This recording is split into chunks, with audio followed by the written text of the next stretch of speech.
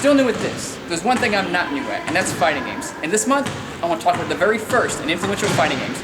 Welcome to Fighting Game First February. Bang!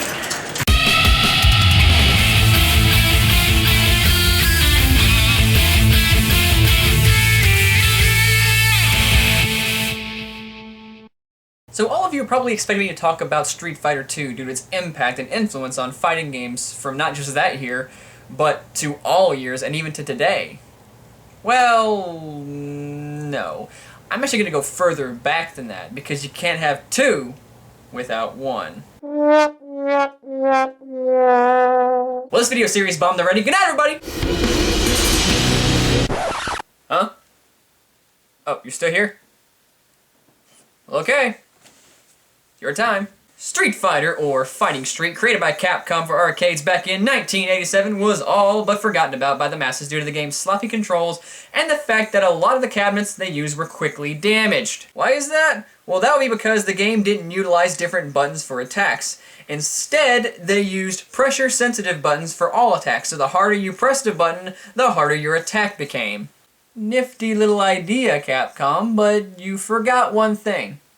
In games, you want to do things fast. And all of a sudden, the second and third rounds, none of my moves happen or work. No blocking, no special attacks. Notice that, right? How that's funny? That's called cheating, and that's what everyone does online, which is why you shouldn't fucking play online. So you're gonna break things occasionally. The game came and went unnoticed, but for good reasons that we'll get into in a moment. And it bombed on home consoles because the only thing you could get it on was the PC Engine CD. Or, as it was known here in the States, the TurboGrafx CD. And it wasn't even called Street Fighter on the home port, no. It was instead called Fighting Street. Can you imagine walking down a neighborhood and asking where Fighting Street is? Excuse me, my good man, do you think you could direct me to, Fighting Street?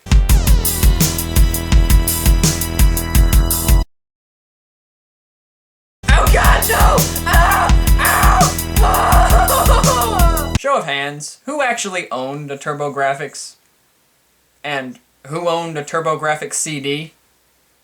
If you will notice, I did not put my hand up. Don't get your panties in a bunch, Capcom. I didn't emulate it. I'm instead playing it from the Capcom Classic Collection Volume 2. So yeah, I don't have its original release, so we're gonna be playing it from its port to the PS2, and well, but fuck it, you're gonna have to deal with that. Oh yeah, one more thing. I'm also not gonna talk about the story because there is no story in Street Fighter 1.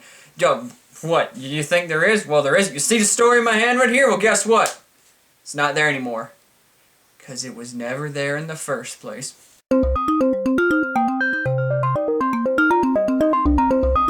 Okay, so you can only play as one character, and that's Ryu. Though I've heard you can play as Ken in the original home console port by plugging the controller in the second controller port, but apparently he fights exactly like him, so it doesn't matter now much, now does it? No, it doesn't, fuck it. So let's cut the bullshit and play ourselves some Street Fighter and see what we've been missing all our lives.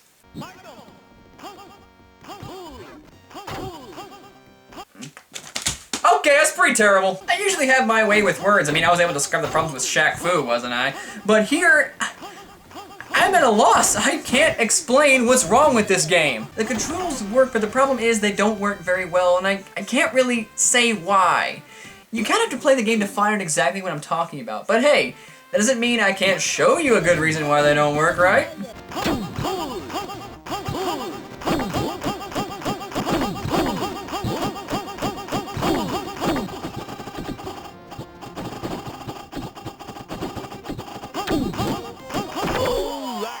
Did you see that? Well, I saw it. In fact, I not only saw it, I played it, and I am not happy about it. Oh yeah, and after every round, you win to sit through this long-ass score game thing, and unlike fighting games today, you can't skip it. I pressed every button and it won't skip, trust me, I've tried. So get used to sitting on your ass while you wait, because every fight goes like this. You teabag a guy in the corner till he goes down, and you watch your score build slowly.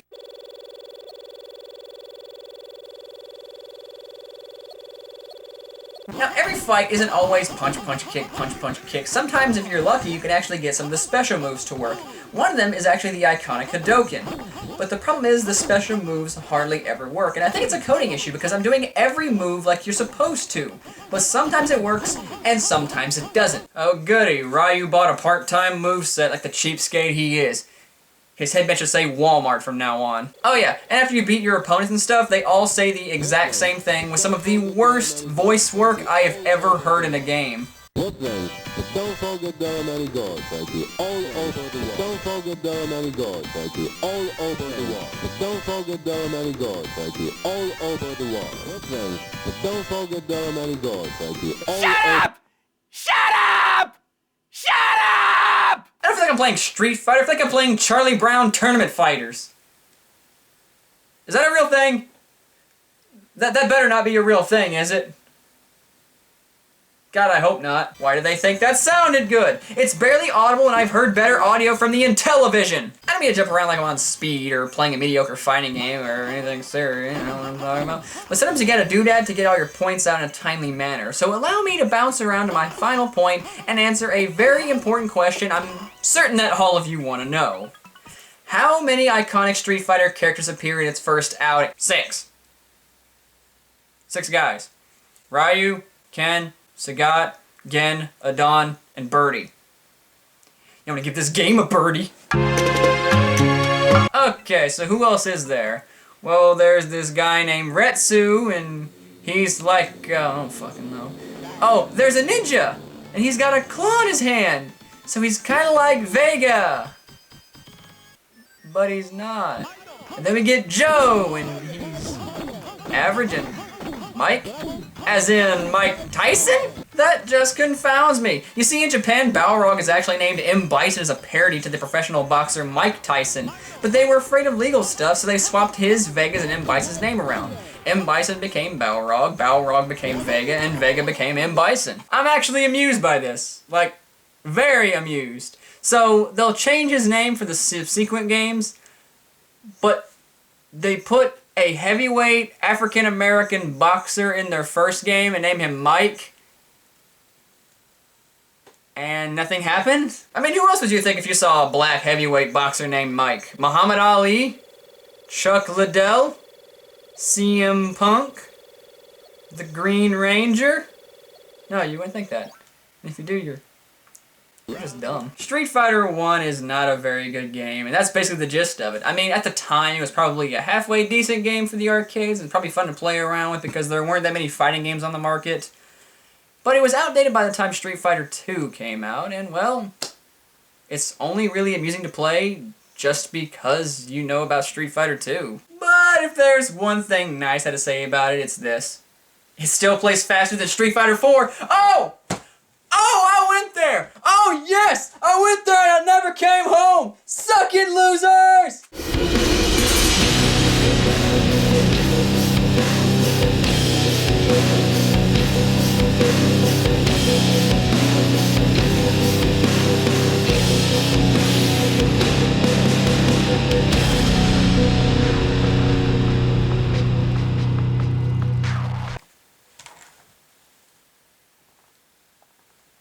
Oh, by the way, next time we're gonna go into something a little more gory and we're gonna test our might. See ya.